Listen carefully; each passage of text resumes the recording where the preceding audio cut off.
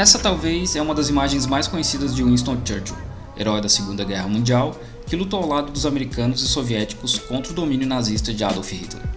Mas além dessa imagem, há uma outra, colonialista, imperialista e extremamente racista. Nascido em uma família da alta aristocracia britânica, Churchill cresceu durante a Era Vitoriana, onde o sol nunca se punha no Império Britânico, e se ele cresceu rápido na carreira, foi porque ele mereceu, e não porque vinha de uma família de lords. Aos 21 anos, foi enviado para acompanhar a Guerra da Independência de Cuba, e atuou ao lado dos colonizadores espanhóis para, em suas palavras, evitar que Cuba se torne outra nação negra, a exemplo do que houve com o Haiti.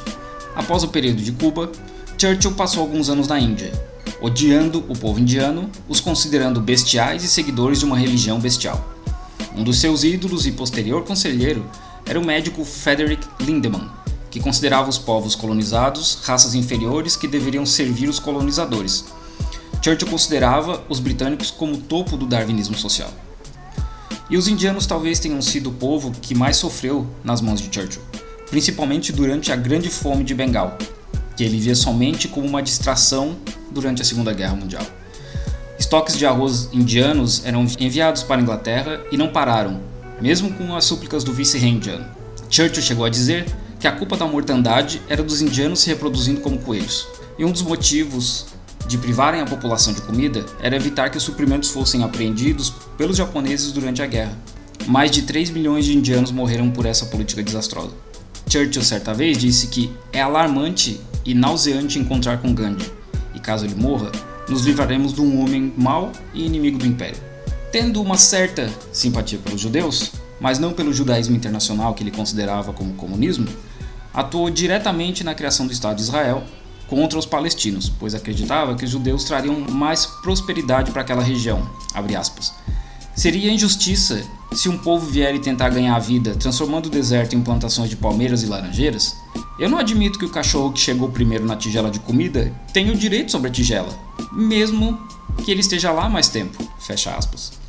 Já os palestinos, ele via como uma horda de bárbaros que se alimentam de fezes de coelhos.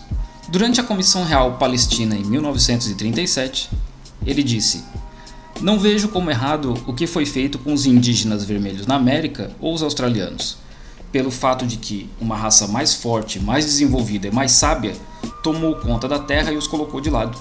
Certa vez descreveu os árabes como uma menor manifestação da humanidade, e mesmo assim apoiou a ditadura saudita desde o começo, tanto política quanto financeiramente." Churchill também esteve por trás do golpe de Estado aplicado pela CIA no Irã contra o presidente Mohammad Mossadegh, que era um governante nacionalista que ameaçava os suprimentos de petróleo para o Império Britânico. Durante uma insurgência do povo iraquiano contra o domínio britânico, ele sugeriu usarem gás venenoso contra as tribos não civilizadas. Esse mesmo gás seria usado contra russos em 1919. Ele autorizou vários bombardeios a civis iraquianos com o intuito de aterrorizar a população, quando o Iraque tentou retomar controle da sua produção de petróleo. E descobriu seu verdadeiro amor pela guerra no Afeganistão, onde ele conta que íamos de vila a vila, destruindo casas, envenenando poços, cortando as árvores que dão sombra, queimando plantações e destruindo reservas de comida, como uma devastação punitiva. Em 1927, disse a Mussolini que seu movimento fascista fez um favor ao mundo todo. Em 1933, congratulou o ditador italiano por ser o maior legislador entre os homens. Já em 1935, Churchill expressa uma certa admiração por Adolf Hitler, dizendo que sua coragem, sua perseverança e a força vital que ele tem permitiram superar toda a resistência e as barreiras em seu caminho.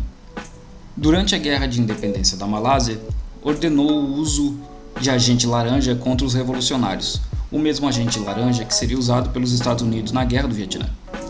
Churchill foi o fruto do Império Britânico Vitoriano, que lutou contra alemães nas duas grandes guerras, foi importante na vitória contra os nazistas, trabalhou arduamente para manter o império e por isso é tão idolatrado até hoje.